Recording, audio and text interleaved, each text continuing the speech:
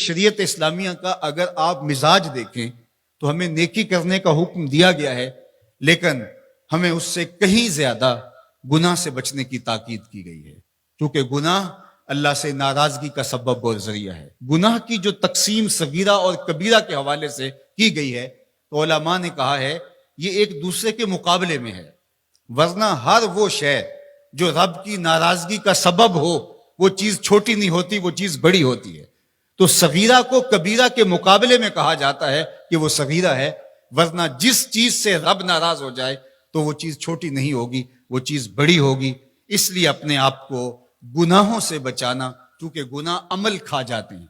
اللہ کے محبوب علیہ الصلوۃ والسلام کا ایک فرمان ہے جو حضرت ثوبان رضی اللہ تعالی عنہ سے مروی ہے۔ آقا کریم علیہ الصلوۃ والسلام نے ارشاد فرمایا کہ میں اس قوم کو جانتا ہوں جو تمہارے بعد آئے گی اور قیامت کے دن جب حاضر ہوگی تو ان کے اعمال پہاڑوں جیسے ہوں گے، لیکن وہ اللہ تعالیٰ ایسے اڑا دے گا جس طرح ذرے اڑتے ہیں۔ حضرت ثوبان کہتے ہیں کہ ہم نے عرض کی حضور ہمیں ذرا بتائیے تاکہ ہم جان لیں کہ وہ کون ہیں، تاکہ ہم اپنے اعمال کی حفاظت کر سکیں۔ تو آقا کریم علیہ السلام نے فرمایا کہ وہ تمہارے جیسے لوگ ہوں گے اور تمہاری طرح کے اعمال کریں گے۔ یہاں تک فرمایا وَيَأْخُذُونَ مِنَ اللَّيْلِ كَمَا تَأْخُذُونَ، جس طرح تم راتوں کو اٹھ کے عبادت کرتے ہو، ذکر فکر کرتے ہو، وہ بھی ذکر و فکر کریں گے، دیگر اعمال بھی کریں گے۔ لیکن فرمایا وَلَكِنَّهُمْ أَقْوَامٌ إِذَا خَلَوْا بِمَحَارِمِ اللَّهِ انتهكوها، جب وہ تنہائی میں جائیں گے تو اللہ کی حدوں کو توڑیں گے، ان کی تنہائیاں پاکیزہ نہیں ہوں گی، ان کی تنہائیوں میں تقدس نہیں ہوگا،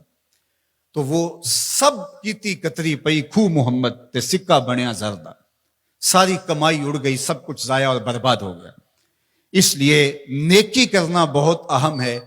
لیکن گناہ سے بچنا اس سے زیادہ اہم ہے۔ اس لیے ہمیں اپنی زندگی کا یہ حساب لگانا چاہیے کہ ہماری زندگی کے اندر